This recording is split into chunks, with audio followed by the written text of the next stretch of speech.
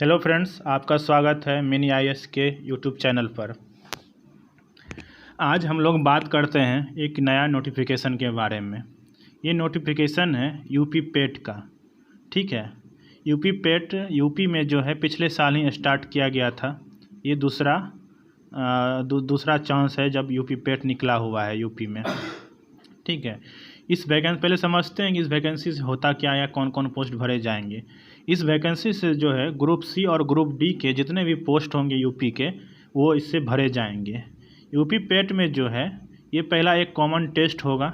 ठीक है, इस टेस्ट के मदद से जो है सबको स्कोर कार्ड जारी किया जाएगा और उस स्कोर कार्ड के मदद से कोई भी वैकेंसी आता है तो उसका डायरेक्ट मेंस होगा, प्री नहीं होगा। प्री के लिए एक कॉमन एग्ज़ाम होगा जिसके थ्रू सारे वैकेंसी को भरा जाएगा। ठीक है, ये पिछले साल ही लागू कर दिया गया था यूपी सरकार के द्वारा। ये सेकेंड बार अभी आया है, दूसरा बार ये आया है। ठीक है, आज देखते हैं इसके बारे में कि इसका फॉर्म भरने का क्या डेट है। तो इसका नोटिस में जो दिया, आज ही नोटिस निकला है। इसका फॉर्म भरने का डेट जो है आज से ही स्टार्ट हुआ है, 28/6/2022 से। ठीक है, और इसका लास्ट डेट जो दिया हुआ 27/7/2022 तक है। और फी जमा करने का डेट जो है 3 अगस्त तक है। ठीक है, ये हो गया अब डेट। ठीक है, और देख लेते हैं इसमें क्या क्या इम्पोर्टेंट है नोटिफिकेशन में। इसमें सब वही मेन जो बात है मैं आपको बता दिए हैं कि ये 27 से स्टार्ट हो रहा है। ठीक है, 28 से स्टार्ट हो रहा है और 27 तक चलेगा और 3 तारीख तक इसको शुल्क जमा करने का और संशोधन का अंतिम तिथि है। ठीक है, उसके बाद देखते हैं और क्या क्या है नोटिफिकेशन में। यहाँ पे ऑनलाइन आवेदन करने का दिया हुआ है। ठीक है, उसके बाद क्या जो इसे क्वालिफ़िकेशन क्या है उसके बारे में बताया गया है। ठीक है, तो बात करते हैं इसका कि कौन कौन यूपी पेट भर सकता है। ठीक है, बात करते हैं कौन कौन यूपी पेट भर सकता है। ठीक है, इसका डेट तो आप लोग देख ही लेंगे, 28 से स्टार्ट हो रहा है। ठीक है, 27 तक चलेगा।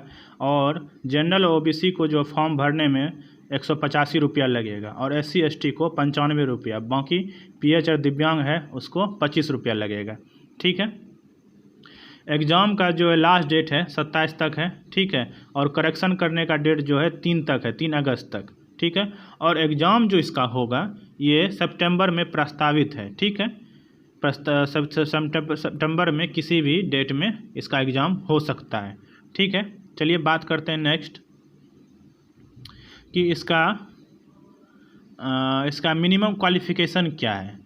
यूपी पेट में जो है मिनिमम क्वालिफ़िकेशन 10th पास रखा गया है। क्या रखा गया है? मिनिमम क्वालिफ़िकेशन 10th पास रखा गया। आप किसी भी बोर्ड से हैं और किसी भी स्टेट से हैं। ठीक है, अगर आप 10th पास हैं तो आप इस फॉर्म के लिए एलिजिबल हैं। ठीक है, मिनिमम क्वालिफ़िकेशन 10th है। बाकी हायर आप जितना तक पढ़े हुए हैं उससे कोई मतलब नहीं है। हायर आप जितना डिग्री है उससे कोई मतलब नहीं है। मिनिमम आप 10th पास होना चाहिए। ठीक है, चलिए नेक्स्ट देखते हैं। नेक्स्ट है इसका एज लिमिट क्या है। एज लिमिट के बारे में अगर बात करें, इसका एज लिमिट रखा गया 18 साल और मैक्सिमम है 40 साल।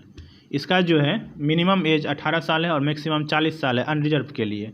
बाकी रिजर्व कैटेगरी का जो भी होगा, OBC होगा, EWS होगा, SC ST होगा, उसको जो रूल है वहाँ का यूपी का उसके अनुसार वहाँ पे उसको 3 साल का या 2 साल का छूट मिलेगा। ठीक है, ये हो गया। अब इसका देखते हैं कि इसका क्वालिफ़िकेशन देख लिए, एज लिमिट देख लिए, उसके बाद फॉर्म भरने का डेट देख लिए, कितना पैसा लग रहा है वो देख लिए। अब बात करते हैं कि यूपी पेट का सिलेबस क्या है। ठीक है, चलिए देखते हैं इसका सिलेबस। यहाँ पे आपका ये सिलेबस दिया गया है। 100 मार्क्स का एग्ज़ाम होगा। ठीक है, 100 मार्क्स का एग्ज़ाम होगा और 2 घंटा आपको टाइम दिया जाएगा। ठीक है, 100 नंबर का एग्ज़ाम होगा, 100 प्रश्न होगा। अब प्रश्न किस किस सेक्शन से आएगा और कितना आएगा ये इम्पोर्टेंट है। देखते हैं, पहला सेक्शन है भारतीय इतिहास। ठीक है, भारतीय इतिहास से जो है 5 नंबर का क्वेश्चन आएगा, मतलब कि 5 क्वेश्चन इससे आएगा। ठीक है, अब देखते हैं इसका क्या क्या टॉपिक है भारतीय इतिहास में। ठीक है, पहला है सिंधु घाटी सभ्यता। ठीक है, दूसरा है वैदिक काल, तीसरा है बौद्ध धर्म, चौथा है जैन धर्म, पाँचवा है मौर्य सम्राट। ठीक है। सम्राट अशोक हो गया, मौर्यवंश हो गया, उसके बाद गुप्त काल हो गया, ठीक है, हर्षवर्धन हो गया, राजपूत काल हो गया, सल्तनत काल हो गया, मुगल काल हो गया और मराठा हो गया, ठीक है। नेक्स्ट और देख लेते हैं। इसमें ब्रिटिश राज का हो गया, प्रथम स्वतंत्रता संग्राम, उसके बाद ब्रिटिश राज का सामाजिक आर्थिक प्रभाव, ठीक है। ये चैप्टर जो दिया गया है ये हिस्ट्री का पार्ट दिया गया है। हिस्ट्री में इतना पढ़ना है और इससे 5 क्वेश्चन आएगा, हिस्ट्री से 5 क्वेश्चन आएगा, ठीक है। अब देखते हैं नेक्स्ट और क्या है। दूसरा सब्जेक्ट है भारतीय राष्ट्रीय आंदोलन। भारतीय राष्ट्रीय आंदोलन से भी 5 क्वेश्चन आएगा, 5 मार्क्स का, ठीक है। इसमें जो चैप्टर दिया गया है स्वाधीनता आंदोलन, ठीक है, विदेशी तथा सविनय अवज्ञा आंदोलन, गांधी जी के बारे में पढ़ना है, ठीक है। तीसरा चैप्टर दिया गया क्रांतिकारी आंदोलन और उग्र राष्ट्रवाद का उदय, ठीक है। चौथा दिया गया है ब्रिटिश इंडिया एक्ट 1935 और 5वां चैप्टर दिया गया है भारत छोड़ो आंदोलन, आज़ाद हिंद फौज और नेताजी सुभाष चंद्र बोस। और आपको ध्यान रहे कि जितना भी टॉपिक इसमें सिलेबस में दिया गया है बस उतना ही पढ़ना है, उससे ज़्यादा ना उससे कम, ठीक है। क्योंकि यूपी का जो भी एग्जाम होता है वो सिलेबस देख के और उतना ही क्वेश्चन पूछा जाता है। अगर भारतीय राष्ट्रीय आंदोलन से पूछा गया है कि 5 क्वेश्चन आएगा या 5 नंबर का क्वेश्चन आएगा तो 5 ही नंबर का आएगा, उससे कम या उससे ज़्यादा नहीं आ सकता है, ठीक है। क्या कि पिछले बार देखा गया है कि जो सिलेबस में है सेम सिलेबस के अनुसार ही क्वेश्चन वहाँ पे पूछा गया है, ठीक है। अब देखते हैं नेक्स्ट टॉपिक क्या है। नेक्स्ट टॉपिक है भूगोल। भूगोल में जो है आपका दिया गया है कि इसका भी इससे भी 5 नंबर का आएगा, ठीक है। 5 हिस्ट्री से, 5 पॉलिटी से और 5 ज्योग्राफी से। अभी तक 15 क्वेश्चन हम लोग देख चुके हैं। इससे जो होगा भारत और विश्व का भौतिक भूगोल, भारत और विश्व का भौतिक भूगोल हो जाएगा, जिसमें से नदी हो गया, भूजल हो गया, पर्वत हो गया, वन हो गया, मरुस्थल हो गया, खनिज हो गया, ये सब आपको पढ़ना है, ठीक है। नेक्स्ट देखते हैं इसमें और क्या क्या टॉपिक है। भारत एवं विश्व का राजनीतिक भूगोल ये हो गया, जलवायु हो गया, मौसम हो गया, टाइम जोन हो गया और जनसंख्या परिवर्तन हो गया, ठीक है। ये पढ़ना है भूगोल में, ठीक है। अब भूगोल के बाद देखते हैं इकोनॉमिक्स। इकोनॉमिक्स भारतीय अर्थशास्त्र में क्या दिया गया है। भारतीय अर्थशास्त्र में 1947 से 1991 तक क्या चेंजेज आया और ये भी 5 नंबर का आएगा। आप देख लीजिए कि सारा सेक्शन कवर किया जा रहा है और सब में मार्क्स बांटा हुआ है कि कितना कितना मार्क्स का आएगा। ये सारा कन्फ्यूजन दूर। ऐसा नहीं कि अगर जीके दे गया है तो कुछ भी पूछेगा, ऐसा नहीं है।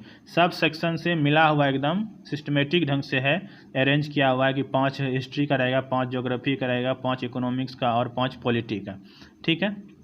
इसमें आपका आ जाता है योजना, पंचवर्षीय योजना हो जाएगा, मिश्रित अर्थव्यवस्था हो गया, हरित क्रांति हो गया, दुग्ध विकास और ऑपरेशन फ्लड हो गया, बैंकों का राष्ट्रीयकरण हो गया, ठीक है।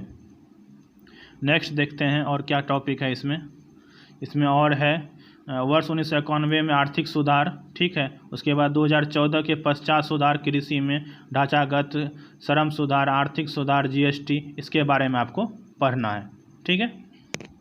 ये हो गया इकोनॉमिक्स। अभी तक हम लोग क्या क्या देख लिए। हिस्ट्री 5 नंबर का आएगा, 5 नंबर का पॉलिटी आएगा, 5 नंबर का ज्योग्राफी आएगा और 5 नंबर का इकोनॉमिक्स। उसके बाद देखते हैं कि अब क्या है। अब नेक्स्ट टॉपिक दिया गया है, इसमें 5वां टॉपिक दिया गया है भारतीय संविधान एवं लोक प्रशासन, ठीक है। वो आंदोलन अलग पढ़ना है और भारतीय प्रशासन एवं लोक प्रशासन, भारतीय संविधान और लोक प्रशासन अलग पढ़ना है, ठीक है। ये मेनली पॉलिटी का हो गया सब्जेक्ट, पॉलिटी सब्जेक्ट का हो गया। इसमें जो है दिया गया है भारतीय संविधान, ठीक है, उसके बारे में सारा दिया गया है। जिला प्रशासन हो गया, स्थानीय निकाय एवं पंचायती राज हो गया, ठीक है, इसके बारे में पढ़ना है और ये टोटल 5 नंबर का आएगा, ठीक है। अब देखते हैं नेक्स्ट टॉपिक क्या है। नेक्स्ट टॉपिक दिया है, 6ठा दिया है विज्ञान, ठीक है, समान विज्ञान। समान विज्ञान से फिजिक्स से, केमिस्ट्री से और बायोलॉजी से तीनों मिला के 5 क्वेश्चन रहेगा, ठीक है। सारा क्वेश्चन सारा चैप्टर से बांटा हुआ है और सब सब्जेक्ट का 5-5 क्वेश्चन दिए हुए हैं, ठीक है। अब तक हिस्ट्री देख लिए, ज्योग्राफी देख लिए, पॉलिटी देख लिए, उसके बाद राष्ट्रीय आंदोलन से देख लिए और समान विज्ञान से देख लिए। 5-5 क्वेश्चन आ रहा है, ठीक है। अब नेक्स्ट देखते हैं, ये है आपका गणित का पार्ट, ठीक है। इसमें जो है इसमें भी 5 नंबर का पूछा जाएगा। इसमें 5 नंबर में क्या क्या रहेगा, पूर्ण संख्या, दशमलव, भिन्न, ये रहेगा, प्रतिशत रहेगा, साधारण अंकगणितीय समीकरण रहेगा, वर्गमूल रहेगा घातांक करनी रहेगा और औसत रहेगा। ये चैप्टर दिया हुआ है। आप सिलेबस डाउनलोड कर लीजिए और सिलेबस के अनुसार ही तैयारी कीजिएगा। ये हो गया 5 नंबर का ये। उसके बाद हम देख लेते हैं नेक्स्ट क्या, हिंदी। हिंदी भी 5 नंबर का है। इसमें जो है क्या क्या टॉपिक है, एक संधि है आपका, विलोम शब्द है, पर्यायवाची है, वाक्य संशोधन है, लिंग है, भिन्नार्थक शब्द है, लोकोक्ति और मुहावरा है, और समान शुद्ध है, समान और शुद्धि है, और लेखक एवं रचना है गद्य पद से। ठीक है, ये आपका भी ये 5 नंबर का आएगा। ठीक है, उसके बाद देखते हैं और क्या है सिलेबस। अंग्रेजी भी है इसमें।